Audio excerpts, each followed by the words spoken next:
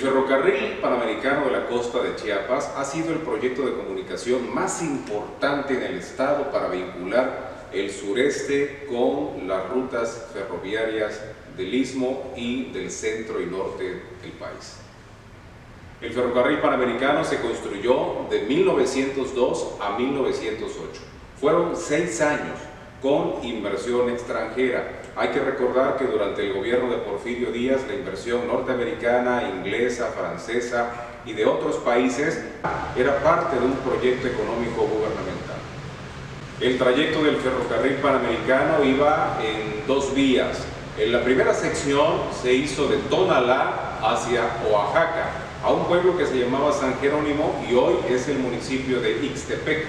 El segundo tramo iba de Tonalá hacia la frontera con Guatemala. Durante estos 6 años, el Ferrocarril Panamericano tuvo 3 administraciones. La primera, quienes recibieron la concesión por parte del gobierno de Porfirio Díaz, eran 2 familias del estado norteamericano de Nebraska, la familia Lyon y la familia Everett. Posteriormente, en 1904, el ferrocarril cambia de compañía y al filo de la terminación de la construcción en 1908, una nueva compañía norteamericana también termina la construcción. Este ferrocarril constituyó el elemento dinamizador de la economía del estado de Chiapas. A partir del tren fue posible sacar y trasladar mercancías con más agilidad. Desde luego que estamos hablando del café, producto agrícola por excelencia de Soconusco, que antes del tren era trasladado por barco de San Benito, después Puerto Madero y hoy Puerto Chiapas, desde este lugar a otras rutas. Se tomaban muchos días y muchas semanas en trasladar el café. Por lo tanto, las vías ferroviarias constituyeron la posibilidad del traslado del café no solamente a puertos nacionales, sino también a destinos internacionales. Otros productos agrícolas como el cacao, otros granos importantes como el maíz, el frijol, el ajonjolí, fueron muy importantes para la comercialización. Asimismo, el ganado.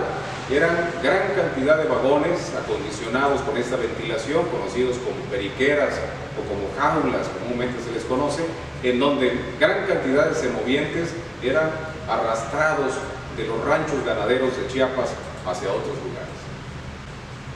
La construcción del Ferrocarril Panamericano de 1902 a 1908 tuvo serios problemas y dificultades.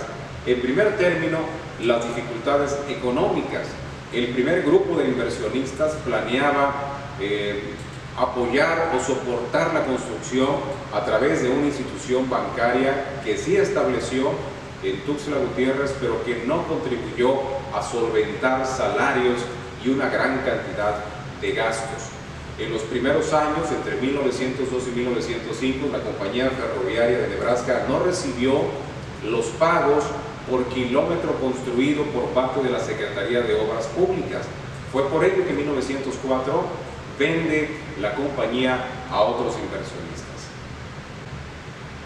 Cuando el ferrocarril se termina, pasando Tapachula y llegando hasta Suchiate, el ferrocarril ya era una vía muy importante para repuntar la economía del estado de Chiapas. Es importante decir que los movimientos revolucionarios que se suscitaron en Chiapas entre 1914 y 1920 no afectaron en gran medida al ferrocarril, y esto debido a que las tropas federales del ejército carrancista tenían como consigna vigilar permanentemente la salida del café. A partir de 1918 el Ferrocarril Panamericano pasa a la administración del ferrocarril de Tehuantepec. Inicia pues a partir de esa fecha una temporada, una etapa de poca atención a las vías, al material rodante. Es por ello que de 1930 a 1940 el tren sí brindaba un servicio importante para el traslado del café, del cacao y del plátano, que en una segunda etapa de productividad del Soconusco constituyó el punto de comercialización por excelencia de este llamado oro verde, el plátano. Sin embargo, la atención a las locomotoras, al material rodante, a los durmientes, a los rieles, era difícil, puesto que no había un presupuesto asignado para atender la vía del tren. El ferrocarril siguió brindando una atención entre 1920 y 1950, digamos, más focalizada en el transporte de mercancías. Era gran cantidad de café, de cacao, de ganado que salía de Chiapas. Sin embargo, había un decaimiento que se iba marcando poco a poco. Es importante decir que en Chiapas no hubo un desarrollo escalonado, es decir, no se pasó gradualmente de los animales de tracción, las carretas, los carruajes, las mulas, los bueyes, algún elemento de vapor, un tranvía tal vez, o algo pluvial. Se pasó abruptamente de estos caminos regionales y medios de comunicación naturales o primarios de tracción, se pasó directamente al ferrocarril.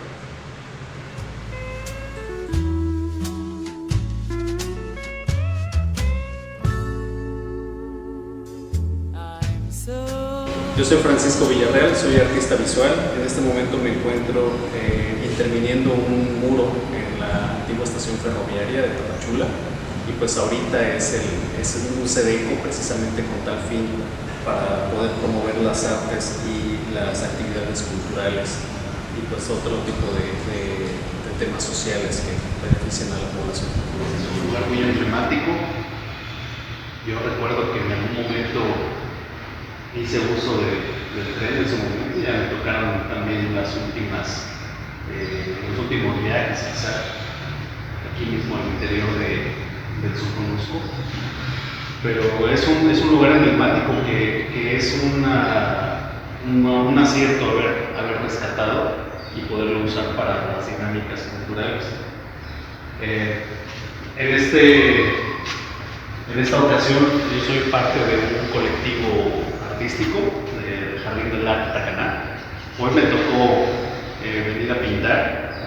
Lamentablemente por temas de pandemia y nueva normalidad, pues no podemos estar todos juntos trabajando, y pues hay maestros que no pueden salir tampoco, otros están recuperando de COVID, y pues nos toca venir a veces de a uno o de a dos. Entonces escogimos esta temática de una ventana al pasado, de cómo era la estación ferroviaria. Nos imaginamos una tarde típica de una escena en la tarde de la estación ferroviaria, con pues comercio en los andenes, gente que estaba esperando viajar, pues el sol de media tarde también.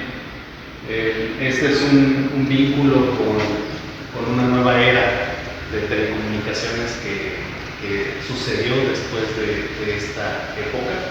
Entonces aquí tenemos una locomotora que, si bien es como las de vapor, ya funcionaba con diésel. Decían el quemado al tren que funcionaba con diésel, y parte de un momento en el cual comienzan a construir una antena que era para el telégrafo, una antena muy alta que ahorita está precisamente aquí en el SEDECO y se restauró para tal fin. En su momento pues fue de telecomunicaciones, y pues en ese lapso es lo que estamos retratando en esta imagen del mural, tratando también de dar con una doble intención, pues una perspectiva para dar más espacio al lugar. Aquí hay, esta me parece que era la sala de espera, y hay algunas columnas, pues se ve limitado visualmente. Entonces queremos darle cierta amplitud y profundidad con esta perspectiva, con este diseño. En cuanto a los trabajadores del ferrocarril, es importante decir que desde años iniciales, 1906, 1910, empezaron a constituir gremios especializados. Es muy cierto que al inicio hubo mano de obra extranjera, pero después de 1914 fueron trabajadores chiapanecos o venidos de otras regiones aledañas a Chiapas, y constituyeron los gremios tan importantes de trabajadores del tren. En cada estación, en cada parada del tren, había la figura de un encargado. Estos jefes de parada primero y después jefes de estación constituyeron un personaje muy singular, muy sui generis. Eran una especie de administradores, de coordinadores, ayudaban en el boletaje, también veían los bultos, supervisaban la carga que se transportaba, y estos jefes de parada y después jefes de estación fueron verdaderamente el motor que dinamizaba el trabajo entre los colaboradores de la estación. También habían personas que estaban en los talleres, los mecánicos, los fogoneros, los maquinistas, y desde luego los trabajadores que vigilaban y coordinaban la subida y la bajada de los pasajeros, estos boleteros que también anunciaban la salida del tren. En ellos, en los trabajadores del ferrocarril, muchos hoy jubilados, hay un sinfín de historias, hay un conocimiento colectivo, natural, laboral, que es importante rescatar.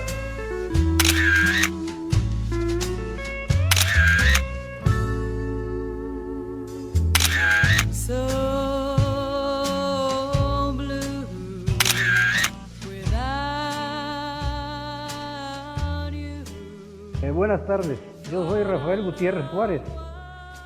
Trabajé en ferrocarriles 30 años en el departamento de auditor de trenes.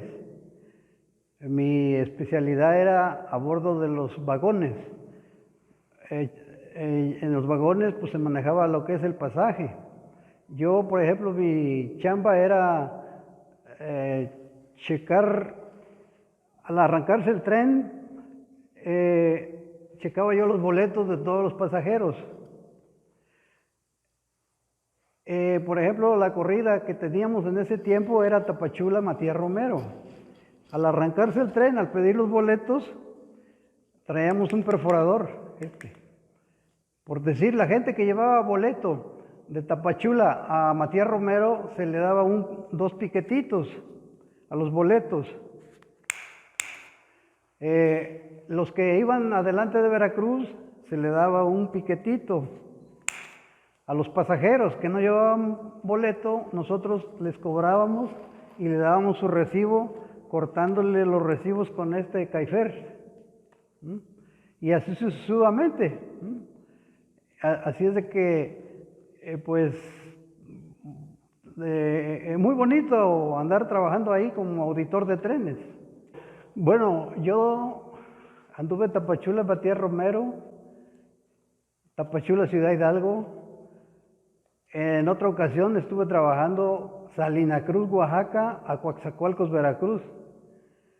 En una ocasión, o más bien en el entre el 80 y 90, me tocó llevar el tren peregrino a la Ciudad de México.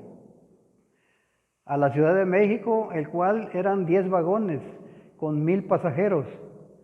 Y de aquí salíamos a las 3 de la tarde y hacíamos 32 horas a México, llevando la peregrinación de los peregrinos. Y ese tren fue el último que salió de aquí de Tapachula. Los trabajadores del ferrocarril se constituyeron en gremios importantes cuando el Sindicato Nacional llega a Chiapas a mediados de los años 30 del siglo pasado. La tecnología ferroviaria que inició en Chiapas con el Panamericano fue de lo mejor. En primera instancia, cuando se empieza a construir el ferrocarril Panamericano en 1902, los inversionistas rescatan 2 locomotoras inglesas que habían sido parte del primer proyecto de 1888. Eran de la mejor tecnología de la línea Oreston & Coppel y Bayer-Peacock, de las mejores de Inglaterra, son rescatadas, y posteriormente, entre 1902 y 1908, se empiezan a comprar en las líneas de Estados Unidos, sobre todo en Chicago, que habían pertenecido a la Western Pacific, las máquinas Baldwin, sí de segunda mano, pero que habían servido y tenían un funcionamiento excepcional. Estas máquinas fueron las que se prolongaron hasta mediados de 1940. Soy Miguel Hernández Castellanos, ferrocarrilero con 30 años de servicio, jubilado. Yo inicié aquí en Tapachula el 2 de septiembre de 1970 como auxiliar extra. Posteriormente fui subiendo de nivel, llegué a nivel 2 de ayudante y nivel 3 de mecánico electricista. De ahí pasé a nivel 3, me fui a la ciudad de Tonalá como mecánico electricista, a Matías Romero, y posteriormente ya de nivel 3 subí a nivel 19, siendo ya oficial de la empresa en el departamento eléctrico de ferrocarriles. Posteriormente ya fui ascendido como maestro mecánico ayudante para la ciudad de Oaxaca, Puebla y los demás municipios donde pasaba el tren. Las máquinas que llegaron aquí en Tapachula fueron las puras máquinas pequeñas, las 5801 hasta las 5870, 75. Posteriormente llegaron las 7280, las 5988. Muy poco llegaron las máquinas modelo 91 porque eran muy pesadas para el terreno de aquí de la costa de Chiapas, que es un poco muy fangoso. Para 1950, cuando el gobierno federal empieza a planear otra vía de comunicación en todo el corredor costero de Chiapas, el ferrocarril estaba ya en un decaimiento, era muy notable la desatención, por tanto la introducción de la carretera costera fue un equilibrio a esas necesidades de comunicación del pueblo de Chiapas.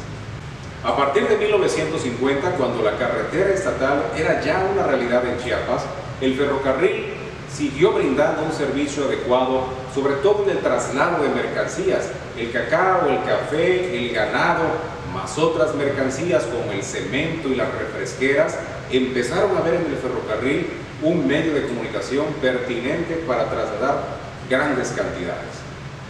Se genera también un fenómeno entre 1960 y 1980, y me refiero al fenómeno de los inmigrantes. Después de 1980, el fenómeno de los inmigrantes abarrotaba el tren de la costa de Chiapas. Es así que cuando Carlos Salinas de Gortari, expresidente de México, decide privatizar los ferrocarriles, podemos decir que estábamos regresando a un primer esquema como el de Porfirio Díaz, de dejar en manos de la inversión extranjera las vías ferroviarias.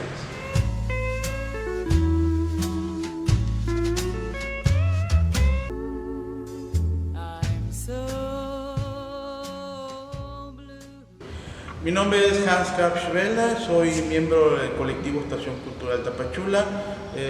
Soy muchas cosas en el colectivo, soy arquitecto y trabajo también con la gráfica.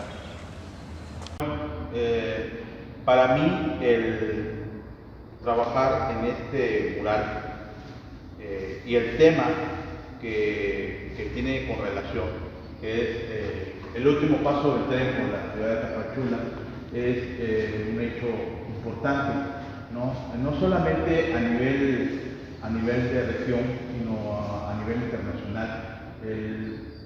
El problema de la migración es un problema global, no es un problema de seguridad, es un problema social grave, que afecta a todo el mundo, y que Tapachula desde principios del siglo XXI se vio inmerso en esta situación. Pero a través del tiempo y con el auge del ferrocarril particularmente, lo que marcó a la ciudad fueron las llegadas y las olas migratorias, lo que significa justamente este mural, pues básicamente es eso, la celebración de un hecho, que para muchos quisiera pasar inadvertido para muchos en la ciudad, pero sucedió, Al final de cuentas fue un hecho que marcó la ciudad de Tapachula, marcó toda la región del Soconusco, y que pues para mí es importante este hecho. En una reflexión podemos decir que el ferrocarril, las vías y todo este material rodante y lo que significa para la vida de los chiapanecos ha dejado profunda huella en la memoria colectiva. Los habitantes de la costa, los habitantes del Soconusco, tienen en las historias familiares el elemento del ferrocarril. El silbido de las locomotoras constituye un elemento identificador de esta vida comercial, de esta vida económica, de esta vida productiva. Los pueblos de la costa están ligados estrictamente a una historia ferroviaria. Hoy día, cuando vemos las estaciones ferroviarias que antes tuvieron gran esplendor, son un vestigio de esta vida económica y la dinámica que se generó alrededor de las estaciones y las paradas del tren. Las estaciones que hoy muchas están desatendidas y están escondidas entre la maleza o sin poca atención por parte de los ayuntamientos, son el claro ejemplo y la evidencia física, la evidencia tangible de esta vida que se construyó y se generó con las estaciones del tren. El ferrocarril está presente en la vida de los chiapanecos.